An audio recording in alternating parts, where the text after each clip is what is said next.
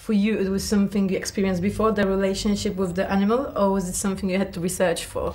Well, you know, I've had relationships with dogs and cats, you know, that we had as children, and I felt very, very close to domestic animals, to my dogs particularly, and to one cat called Orlando.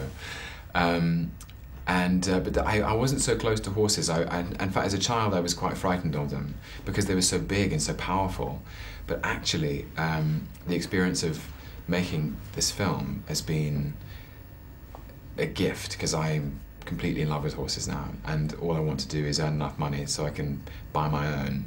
And you know, ever since the film, I've been riding all the time, and you know, it's something that I really have fallen in love with horses, because they have an incredible sensitivity. They're so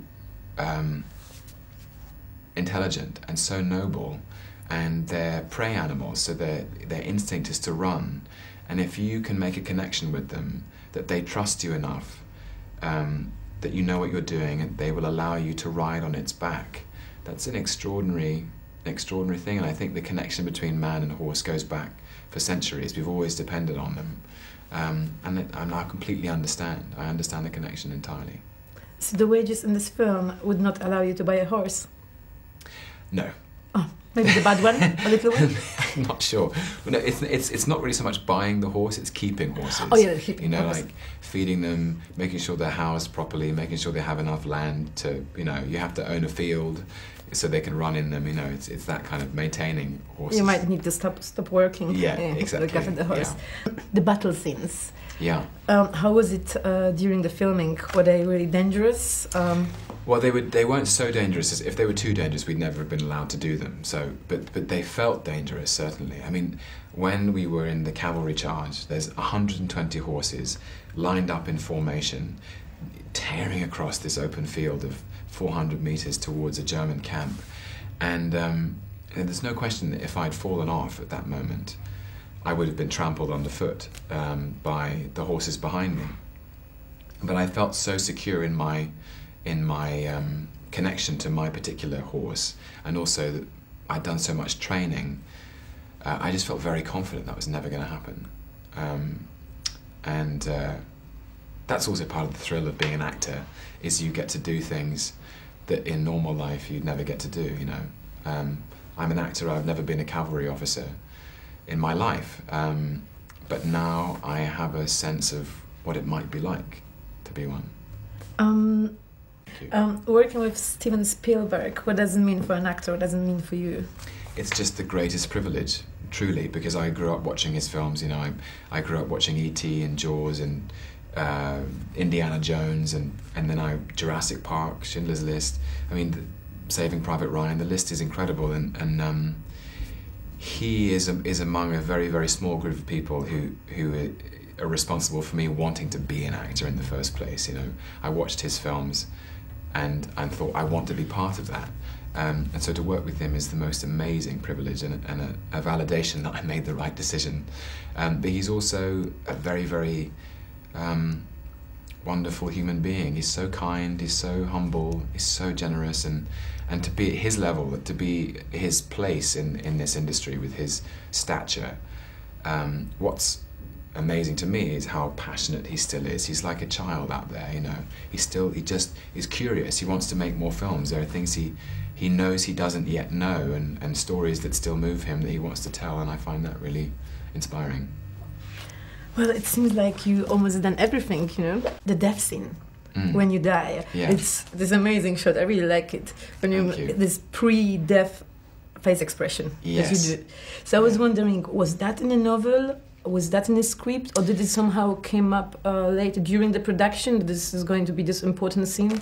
Well, it's really interesting that you mention that, because in the novel, it's the novel's told from the perspective of the horse, and it's written in the voice of Joey. And in the charge, Joey describes it as this cacophony of noise and screaming men and bullets and wind and hooves and the confusion that he's disorientated in the melee. And he says he just remembers wanting to run as fast as he could to get through it and out the other side. And it was only after a minute or two, he realised he was running faster than he was before, and that he felt lighter than he had, and he realised that Captain Nichols was gone from his back. So Joey doesn't know, in the story, in the novel, Joey doesn't know the exact moment that Captain Nichols gets killed. And Richard Curtis and Steven Spielberg wanted to sort of get close to that, and so that you don't see Nichols get shot. You see Nichols understand that he's about to be killed, cut back to the machine gun, cut back to Joey, and he's running riderless. And Steven said to me, this extraordinary thing, he just said, I don't want you to act surprised or afraid or scared or shocked. I just want you to de-age yourself by 20 years. Strip away the man and show me the boy.